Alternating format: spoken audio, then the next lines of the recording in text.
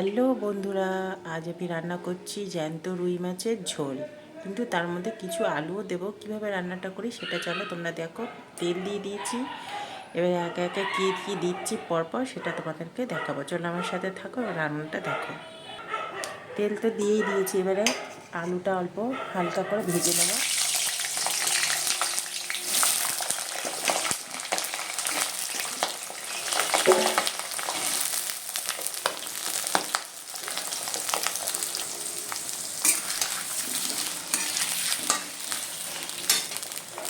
এবার একটু নুন দিয়ে দেবো, সামান্য নুন দিয়ে দিচ্ছি। আলুটা ভাজা ভাজা হবে, তারপরে তুলে নেবো। ভেজে রাখা আলুগুলো এবারে তুলে নেবো। আলুগুলো বেশ ভালোই হয়ে গেছে।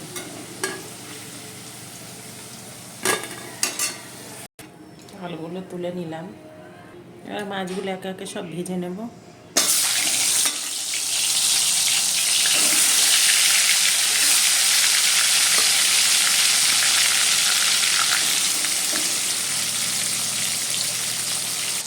আমার মাছগুলো সব ভাজাই হয়ে গেছে, ঠিক আছে। আমি বেশি একটা ভাজি না, কারণ বেশি জ্যান্ত মাছটা আমি বেশি ভাজি না। এগুলো সব জ্যান্ত মাছই ছিল, এটা আনা হয়েছিল।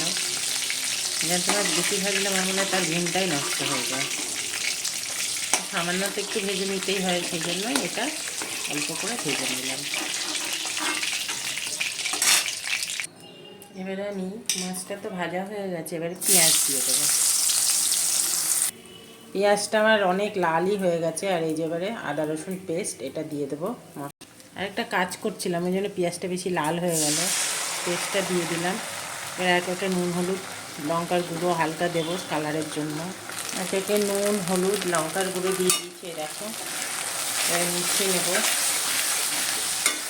তারপরে এর মধ্যে অল্প করে জল দিয়ে ভালো করে মশলাটা কষিয়ে নেব। হালকা জল দিয়ে নেব, ভালো করে মশলাটা কষিয়ে তারপরে ঝোল দেব পরে। টমেটোটা দিতে ভুলে গেছি, জানো তো। ওইদিকে কাজ করছিলাম, এই যে টমেটোটা আছে, টমেটোটা দিয়ে দিই। যাই হোক, ভুলে গেছিলাম টমেটোটা।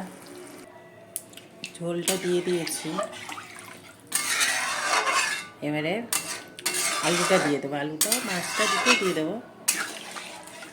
দেখো কি সুন্দর কালার এসেছে। ভালো করে মশলাটা কষিয়ে নিয়েছি, সেই জন্য কালারটাও ভালো এসেছে। কালারের জন্য একটু লঙ্কার গুঁড়োও দিয়েছিলাম আমি। এক একটা মাছটা দিয়ে মাছ আলু টালু সবই দিয়ে দেবো। দেখো আলু মাছ সবই দিয়ে দিয়েছি।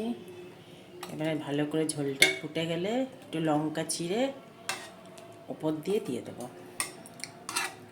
ঠিক আছে, তরকারির রঙটা এখনই কত সুন্দর এসছে। ফুটে গেলে হয়ে গেলে আরও সুন্দর কালার আসবে। চলো তাহলে ঢাকা দিয়ে দিই, এবারে হতে থাক। দেখো আমার মাছের ঝোল কমপ্লিট। কি সুন্দর কালার এসেছে, দেখেছো? এই দেখো কি সুন্দর কালার এসেছে। লবণটা দেখে স্বাদ মতো নামিয়ে নেব।